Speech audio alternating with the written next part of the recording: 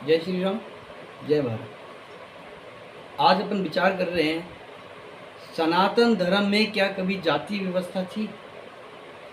आज देश जिस बीमारी से सबसे ज़्यादा ग्रसित है, देश की एकता और अखंडता को सबसे ज़्यादा अगर नुकसान हो रहा है तो वो जाति व्यवस्था को लेकर के हो रहा है। आपको मैं ये बताना चाहता हूँ कि जाति व्यवस्था सनातन धर्म में कभी थी ही नहीं। सनातन धर्म में जाति व्यवस्था का कोई अस्तित्व नहीं था। ये तो मध्यकाल में फैलाई हुई भ्रांतियाँ थीं।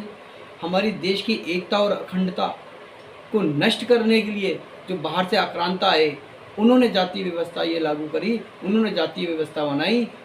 नहीं तो भारत में कहीं जाति व्यवस्था नहीं थी।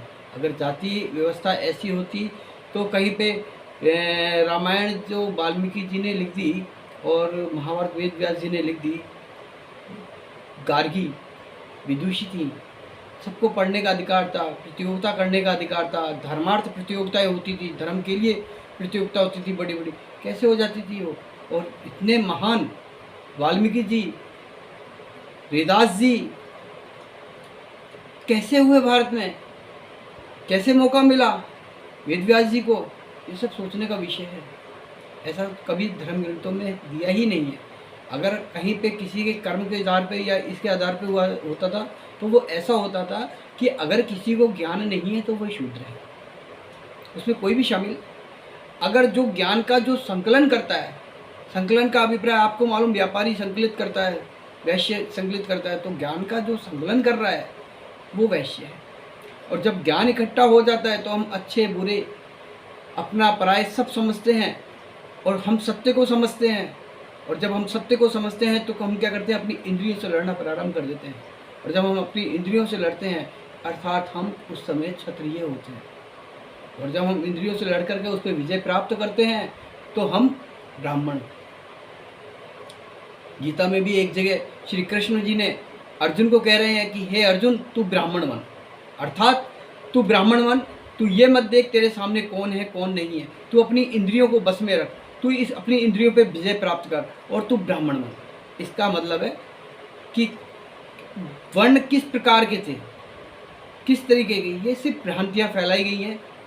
हमारे जो धर्म के प्रतीक चिन्ह हुआ करते थे पहले, उनके लिए अफवाहें फैलाई गई। जैसे कि उदाहरण के तौर पे पीपल का पेड़ हुआ करता था, वो हर गांव में चौपालों में पीपल का पेड़ हुआ करता था। स्त्री जाती थी, गांव के पुरुष जाते थे, उसके नीचे बैठते थे, पूजा करते थे। एक तरीके का उसमें ये होता था कि सब लोग उसके चारों तरफ बैठ जाएंगे, तो हमारी एकता भी थी उसमें। वहाँ पे ये कह दिया गया आक्रांताओं द्वारा या उनके द्वारा भेजे हुए लोगों द्वारा कि ये जो पीपल का पेड़ है इसके नीचे भूत निवास करता है, तो हम लोग उधर से निकलते ही नहीं थे। अफवाह फैल गई, उधर जाना ही पसंद नहीं करते, पीपल का पेड़ उगाना पसंद नहीं करते, पीपल का पेड़ काटना प्रारंभ कर दिया हम लोगों ने। ये सब अफवाहें थी हमारी देश की एकता और अखंडता को ख़त्म करने के लिए।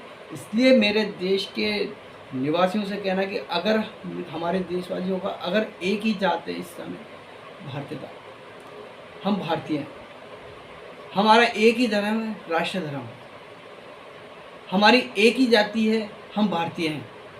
अगर हमने इस और कदम बढ़ा दिया तो हमारा देश वो समय दूर नहीं जब विकास की ऊंचाइयों को।